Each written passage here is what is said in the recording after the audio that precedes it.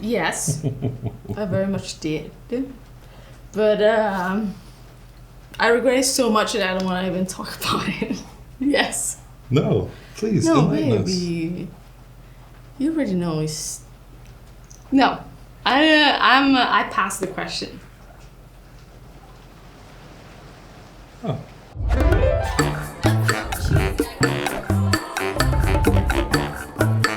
Is anybody in there or what?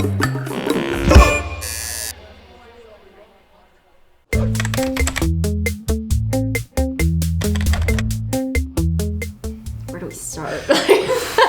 You know, I don't think I have any regrets with what I've tattooed. I'm generally pretty ethical, even though I draw like some satanic shit once in a while. My first tattoo ever. He had something on it. I covered it up with a lion.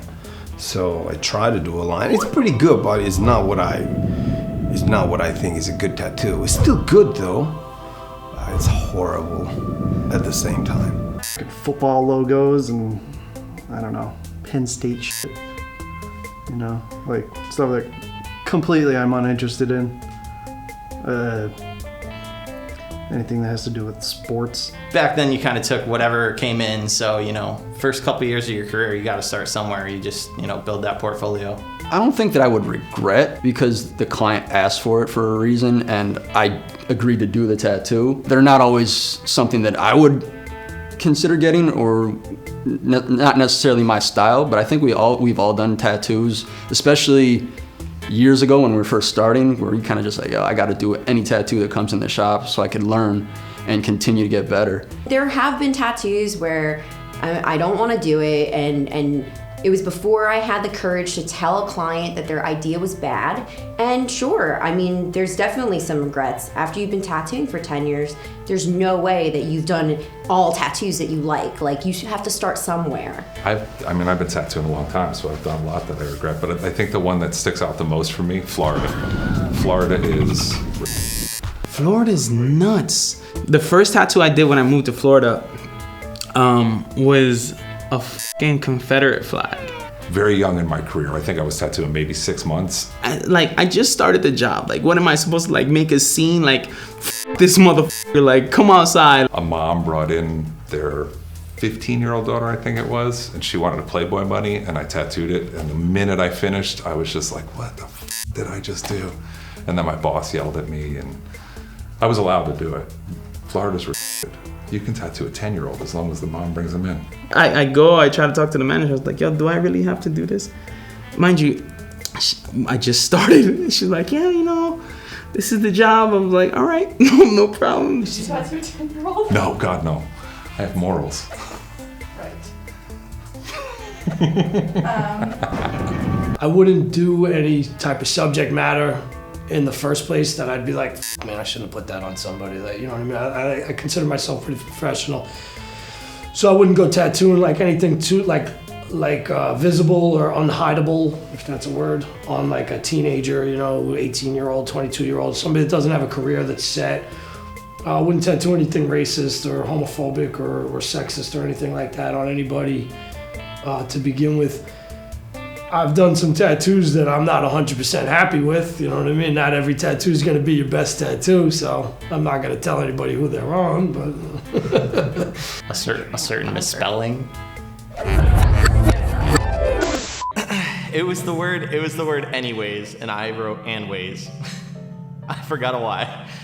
And I told her to come back, I'd fix it. We had an appointment scheduled, and for that appointment, she got bit by a spider and was hospitalized. Her friend told us that's why she missed it.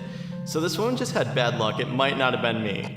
I'm not talking about that one again. It still haunts me. You can't spell, okay. Yeah. So I tattooed this one girl, and mind you, I tell them, look, you type it out. I'm not spelling it. I don't want to get in trouble for this. She's like, all right, my brother's gonna do it. Her brother's like, I know how to spell this. She types it up. I put it on. You sure? Here's the picture. You like it? All right, let's go. Tattoo it. 2 weeks later. Oh, we messed up. I told you guys to make sure it was edited. How about like names on people that aren't together anymore? I refused to do those. I actually did like cross-outs of those. So I did have to do, it was like a 19-year-old girl, and she came in, she wanted boyfriend's name down her whole arm, and she was like pretty small, pretty young, first boyfriend probably. I was like, I think this is a terrible idea. You should probably not do this. And she was like, no, I think it's great. Ended up doing it anyway. So she got her boyfriend's name Ramses down her arm, and I was like, the whole time I'm like, I'm so sorry. And she had like some kind of, I don't know, like shaky disease where she was like shaking a lot. Did you meet Ramses? He never showed up. She was trying to get him there and he was like, no.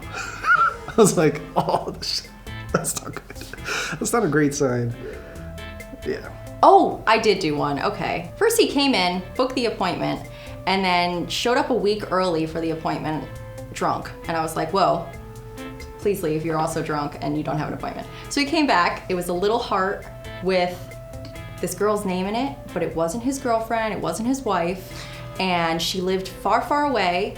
And they only talked through messaging and FaceTime. And I was like, well, why aren't you guys together? Why are you getting this girl's name? Like, if it's not serious. And he goes, I know she'll never be mine, but I'm okay with that.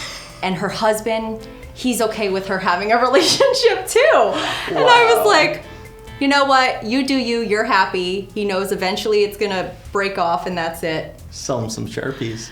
Tell him to draw it on himself. He needed more than a Sharpie. He needed some psychological help and dating advice. The relationship between an artist and a client is like, it's symbiotic. You know, you have to kind of like... You feed off each other. Yeah, you feed off each other. So when you get that real D-bag and you do a good job on him, he comes back. Yo, I told all my friends about you. I'm like, oh, are they all like you? Because I don't know if I want this, man. I know, that's how. You know, sorry. Not sorry. So one time this kid came in my early days of tattooing and he wanted a gun right on his face, just like a little pistol. And he was a rowdy ass kid, so I wasn't really like too surprised by it. He already had face tattoos and stuff.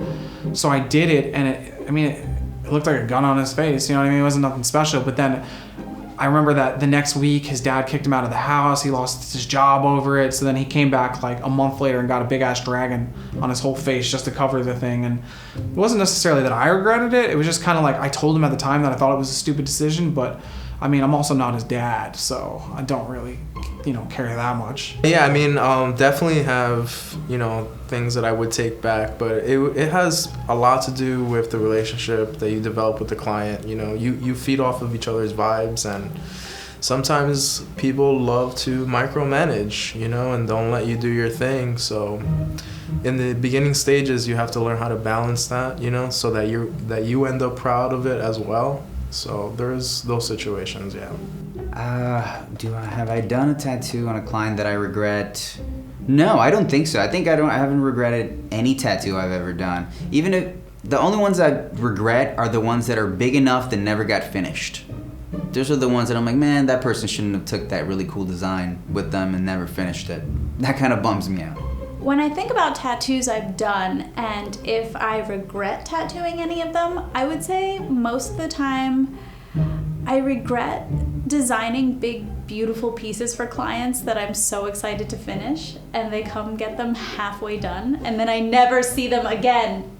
That is what I regret the most, I guess. But is it regrettable if you didn't know they were going to show back up? I don't know. Maybe I should think of a better answer. So it was like probably like the first year in my career, and I was tattooing like anything I could tattoo possibly. And there was a guy that came in, and he had like really short shorts on, and like they were pink, and he was very fluttery, and he wanted these butterfly wings to like start like inside his ass crack and come out onto his ass cheeks, and it was just like he was serious. He was very serious, but the guy that I was working for at the time made me do it. He was like, just do it, just get it done.